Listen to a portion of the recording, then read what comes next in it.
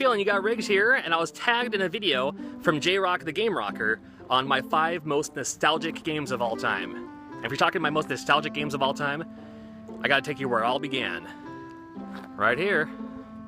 This is the house I grew up in. I still live in the same town. I just don't live in this house anymore. I moved out, I did it! I moved out of my parents' basement, but I spent a lot of time in my parents' basement, so. When I was growing up, we used to get these radio station stickers, and I still have them on our window. You can't really see them. 107 FM, K double FM. And it's funny, because that's the radio station I'm on now. That was one of my first radio stations, and I still work there, so. Had I have known. It was a sign for me to work at this radio station. Didn't even know it. These stairs are so rickety.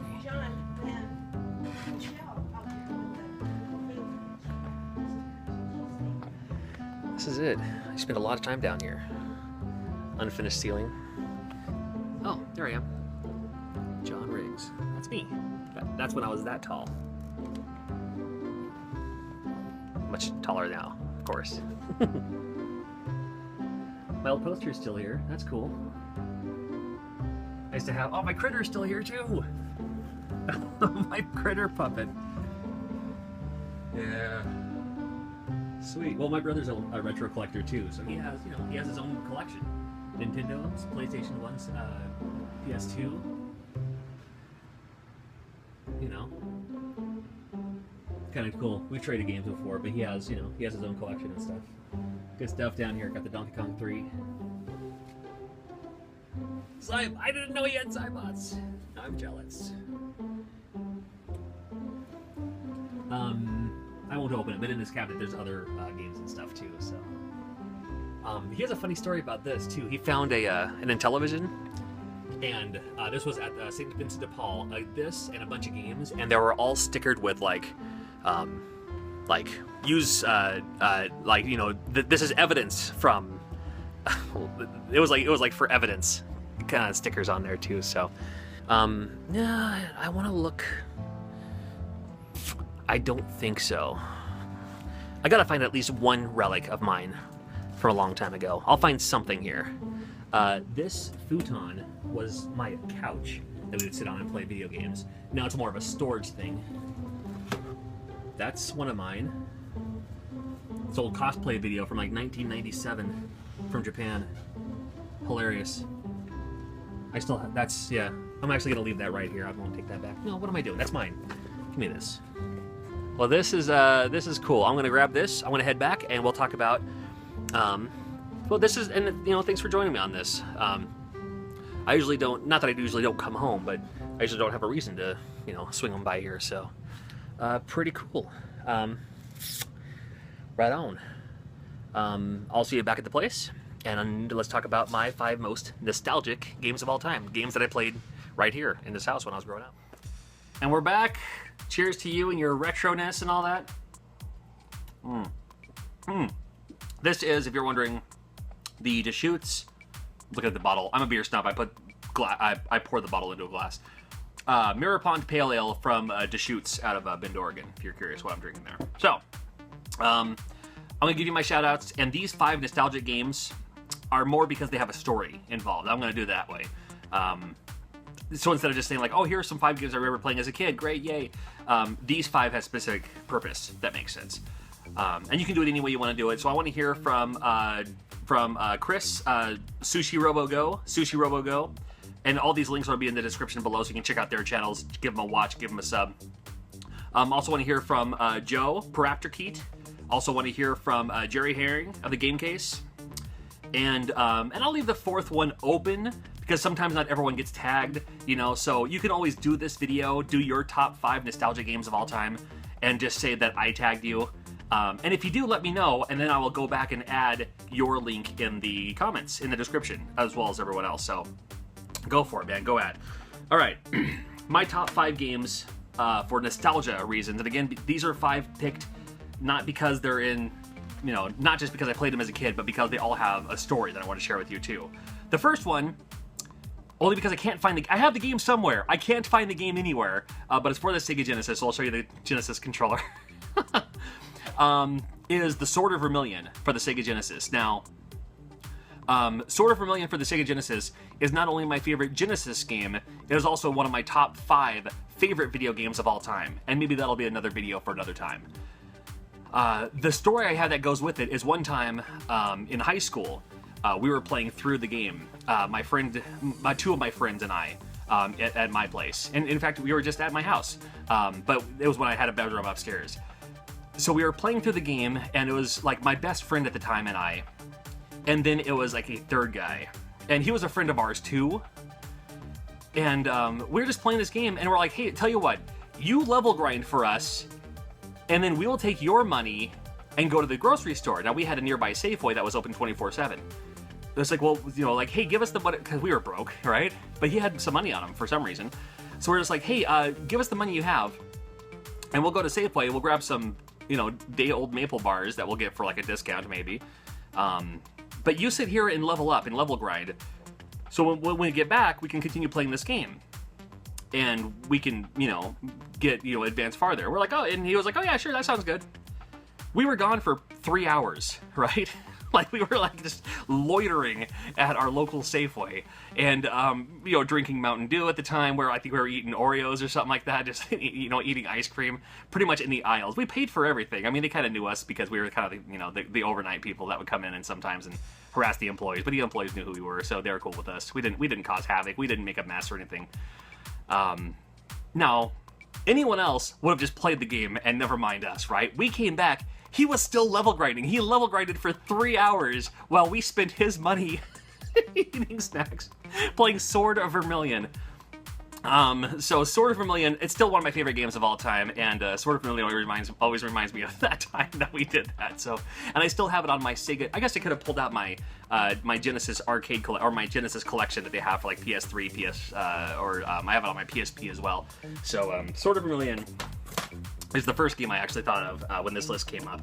Another one I want to show you, and all 5 games are for different systems too, so it's gonna make it interesting. This is an odd one. It's Mad Max for the Nintendo Entertainment System. Now, I never saw this movie until literally about a month and a half ago. True story. I never saw the first Mad Max movie until about a month and a half ago when it was streaming, and I was like, oh sure, I'll watch that, whatever. And I liked the movie. I liked it all right. The reason this comes to mind is because, what year was it? I was in 8th grade in middle school, and our teachers went on strike. So the first day of school, there was no first day of school because the teachers were on strike, holding out for better pay, for better working conditions. And my dad was a music teacher for the Yakima school district, so he stayed home too. You know, he was out picketing. And we're at home. It's the first day of school. I'm like, all right, well, I'm gonna go rent a game. You know, I got an extra day here. I can play a video game instead of going to school. How cool is that? This is the game I rented. Not the best game in the world, but again, reminds me of a time that our Yakima school district went on strike, and I rented this from the same Safeway. In fact, the same Safeway that I loitered because we had a Safeway about 2 blocks away, and they rented video games too. So. This is one of my favorite games still, Legend of Mythical Ninja for the Super Nintendo. The reason this is a nostalgic game for me is because this is the first game I rented for the Super Nintendo. Now, I didn't get a Super Nintendo it was probably about a year after it came out. I had a friend who had one. I loved it. I couldn't afford one until I got a paper route, and then with that paper route money, I was able to save up and buy my own Super Nintendo. And then my next door neighbors had one as well. And my next door neighbors and I, you know, we would trade games and stuff like that too. This is the first game I rented.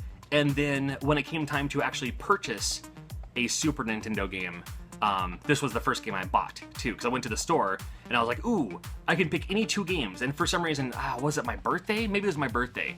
My mom took me to the store and said, pick any 2 Super Nintendo games you want. And to me, it was always like, I got 1 game per birthday, 1 game for Christmas. That was it. But she said 2 games. I was like, oh my goodness. And she knew I rented this too. She's like, well, you rented that and you liked it, so I had to grab it. The second game was Rival Turf. You remember that? Rival Turf was a blind pickup. I still have Rival Turf too. It was a blind pickup, and it turns out I loved the game too. This one I had to buy again later on. You can tell it came from a rental store. I left the stickers on there though. But Legend of the Mythical Ninja reminds me of, you know, the first game I rented for Super Nintendo and the first game I bought when it came out. This is an odd one. open up the case here. It's a generic case. This game for the Sega CD, The Secret of Monkey Island. Love this one! Love the music, love everything about it. My introduction to this style of game, the point-and-click games, were Maniac Mansion for the NES. Love that game, still do. And then this game was like so much bigger. I didn't have a PC. I didn't get a PC until like the late 90s. So my Sega CD was the games that my other friends who did have computers were playing. The music was phenomenal. Just how big the world was and just everything about it. Something about this game really stood out to me. So it was another game I rented. I didn't buy a whole lot of games back then. Didn't have money for it. But Secret of Monkey Island, and thanks to the Sega Genesis where it saved internally, I could rent it and then rent it again, a month later, a couple weeks later, and my saved game was still, it's still saved because it was saved internally on the system. And then when they went to, when the video store went to liquidate these, this came out of Crazy Mike's video, when they were selling them, this was the first game I bought. So this is literally the game I probably spent about $100 renting, and then ended up spending an extra $20 buying. And I still have it. The game I rented. They should have just given it to me, really. And then the final game, but the fifth game, most nostalgic game of all time for me, personally, for the Sega Saturn. This is an import now. This is a crazy one. This is Fire Pro Wrestling S Sixman Scramble. This is part of the Sixman Scramble series. Critical! All the wrestlers are in there and everything. The Fire Pro series, if you're not familiar, is an awesome pixel-based wrestling series. You can see a couple of shots there. They get away with copyright protection by changing the names of the wrestlers just a little bit, but that way it makes it so there's like 300, 500, 600 wrestlers that you can choose from. And they're all like from New Japan, All Japan, WWF at the time, WCW, ECW, all the independent guys, all the legendary guys, all in one game. Very well done. And the reason this is most nostalgic to me is because I spent, to this day, I wish I would have had a way to catalog it. I have put more hours into this game than any other game ever for any other video game system ever. Still, to this day, more time, more hours. Oblivion, Skyrim, none of that matters. This game I've played more than any other game. Editing wrestlers, tweaking things, creating things. My friends and I would come over. We had a Saturn. I mean, I had the Saturn that could play imports, and I had a multi-tap and 6 controllers. We actually bought 6 controllers just to play Sixman Scramble. We get our friends together. The same place that you remember. I mean, we were just there in the basement playing Sixman Scramble, man, all night. And we loved it. So this game, high on the list. If I do more videos, more videos in the future, you'll probably see this game pop up a lot more, because it is, I love the Fire Pro series, and just love how, especially these import Saturn games, there's there's like 2 books. There's like an instruction booklet, and then there's like a maneuver booklet and all that. If you look at the disc, you could probably see where it's faded, how many times the laser hit it. So this is it. These are my top 5 most nostalgic games of all time. Thank you for watching. Thank you for thanks for hanging out with me today. We went to my house. We actually went to the house that I grew up in. I moved to that house literally when I was 1 month old, according to my parents, because I was bored. They had to find a bigger house, and that was it. That was the house I grew up in. I stayed there. I was, after high school, I was the kid who lived in their parents' basement until like my mid-20s. Where I found a girlfriend, and I was like, well, if I'm gonna have a long-time girlfriend, I'm not gonna bring her to my parents' house in my 20s. I better move out and find her own place. That's when my girlfriend and I found a studio apartment, and we're still married today. So that might tell you something. So these are my top 5 most nostalgic games.